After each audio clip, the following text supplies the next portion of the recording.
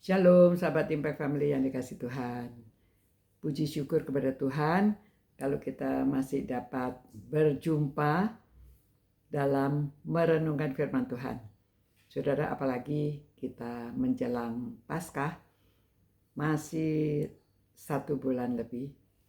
Namun kita sudah mulai memikirkan tentang hari-hari penderitaan Tuhan Yesus. Memang pada waktu sejak semula, sejak dilahirkan, Tuhan Yesus memang sudah ada missionnya untuk hidup di dunia ini menyelamatkan umat manusia. Tapi dia harus melewati semua prosesnya seperti manusia pada umumnya. Jadi pada waktu Tuhan Yesus akan mulai pelayanan, dia berdoa puasa selama 40 hari. Memang ada orang yang menanyakan, selama 40 hari, apa saja yang didoakan? Ya, kita tidak tahu. Tetapi doa puasa itu membuat orang lebih dekat pada Tuhan. Mungkin pada mulanya kita memikirkan kebutuhan pribadi kita. Ya, untuk Tuhan Yesus tentunya dia akan menjalani misi ini tidak mudah dan dia banyak pergumulan. Bagaimana menghadapi manusia, bagaimana menghadapi para pemimpin-pemimpin agama, bagaimana dia menghadapi terhadap semua hal-hal yang akan dialami di dalam kehidupan ini. Sebagai Allah yang menjadi manusia, tidak mudah ya, posisinya yang begitu tinggi. Dia harus merendahkan diri serendah-rendahnya menjadi manusia, bukan dari kalangan atas, dari kalangan orang yang berada, tetapi dari kalangan orang yang paling rendah.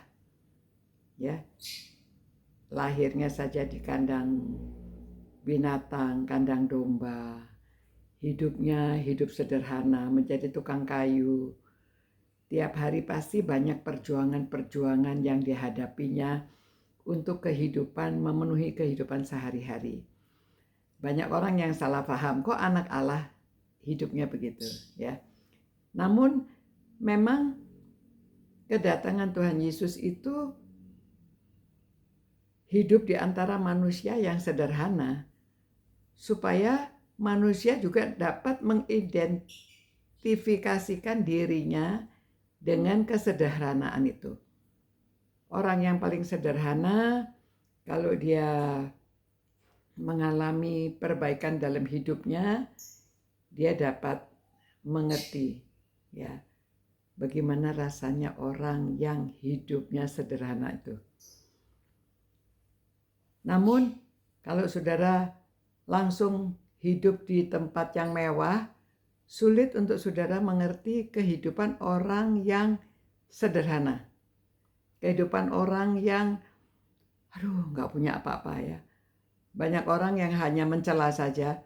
Oh, mereka tuh malas, mereka tuh tidak mau bekerja, mereka itu sehingga hidupnya itu susah.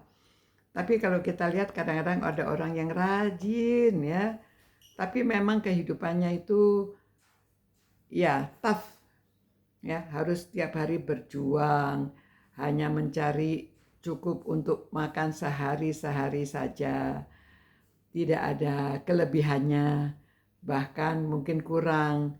Sudah berkeluarga, anak harus sekolah, anak harus ya keinginan ini itu, berjuang. Namun kalau orang yang sudah pernah berjuang, dia menduduki posisi yang lebih tinggi, dia dapat merasakan, dia dapat berempati pada orang yang susah. Nah, saudara-saudara, kita lihat kehidupan Tuhan Yesus ya. Dia hidup dengan keluarga yang sederhana, dia setiap harinya melakukan pekerjaan yang sehari demi sehari untuk mengatasi kehidupan sehari-hari. Kenapa Tuhan harus mengalami demikian? Jadi apa yang dia sampaikan dalam khotbahnya, di dalam pengajarannya luar biasa. karena dia pernah mengalaminya. Begitu juga kita semua ya, nanti pada waktu kita melayani Tuhan, pada waktu posisi apapun, sebagai apapun saudara, kalau saudara pernah merasakan kehidupan yang sulit, biasanya saudara bisa berempati sama orang yang kehidupannya sulit. Ya, tidak langsung menghakimi mengapa mereka hidupnya sulit, tetapi kita mengulurkan tangan, menolong orang yang membutuhkan. Dan saudara-saudara, dalam berdoa, berpuasa itu banyak yang dipergumulkan. Apa yang kita doakan? Ya mungkin ada gereja tertentu, ada orang-orang tertentu menghadapi Paskah ini selama 40 hari sudah mulai juga berpuasa. Ya, ada yang berpuasa dari sore sampai besok sore lagi. Ada yang berpuasa dari makan malam selesai sampai besok makan siang. Tergantung niatnya. Ya. Wajib, tidak diharuskan. Tetapi kalau ada yang mau didoakan, doanya apa? Mulai mendoakan diri sendiri. Ya tentunya orang ingatnya akan kebutuhan sendiri. Setelah itu saudara, karena sepanjang hari mau doa apa? Doakan keluarga, ya, doakan family, orang yang belum kenal Tuhan, supaya saudara dipakai untuk memperkenalkan Tuhan kepada mereka. Jadi kita berdoa, minta Tuhan tolong supaya saya bisa punya hikmat, kebijaksanaan, kata-kata yang keluar dapat meyakinkan orang, dapat membawa orang kepada Tuhan. Atau kita mempelajari apa firman Tuhan, bagian mana yang bisa kita sampaikan untuk mengenalkan orang kepada juru selamat kita, supaya orang lain juga dapat diselamatkan. Nah itu beban, ya, beban yang kita perlu miliki. Kan kita ingin seperti Kristus, kita juga menjalin hubungan sama orang untuk memperkenalkan kerajaan Allah.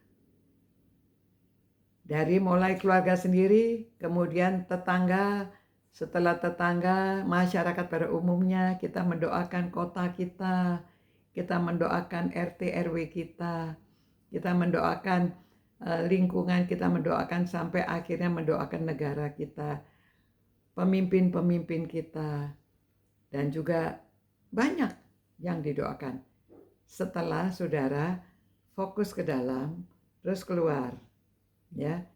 Jadi banyak yang bisa kita pergumulkan, kita doakan. Akhirnya karena kita banyak doanya, kita tidak memikirkan hanya kebutuhan diri sendiri saja.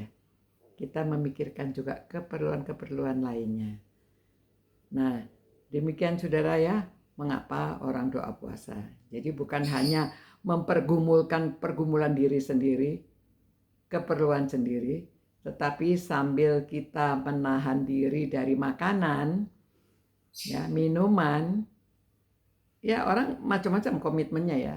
Dia tetap minum karena harus makan obat atau harus apa. Gak apa-apa, kan itu niat, ya. Bukan karena puasa kamu tidak boleh ini, tidak boleh menyentuh minuman, gak apa-apa. Kalau saudara mau masih tidak tahan harus minum.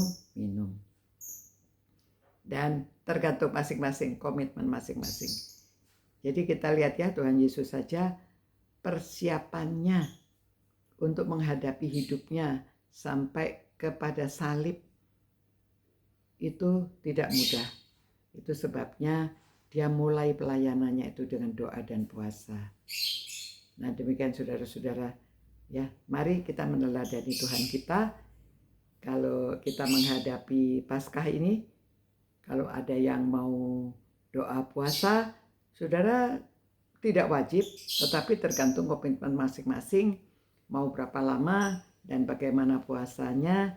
Yang penting adalah fokus pikiran kita kepada Tuhan, memikirkan diri juga kepada sesama, dan juga sampai yang paling luas, supaya kita itu tidak hanya mementingkan kebutuhan sendiri, tetapi kita juga memikirkan kebutuhan orang lain.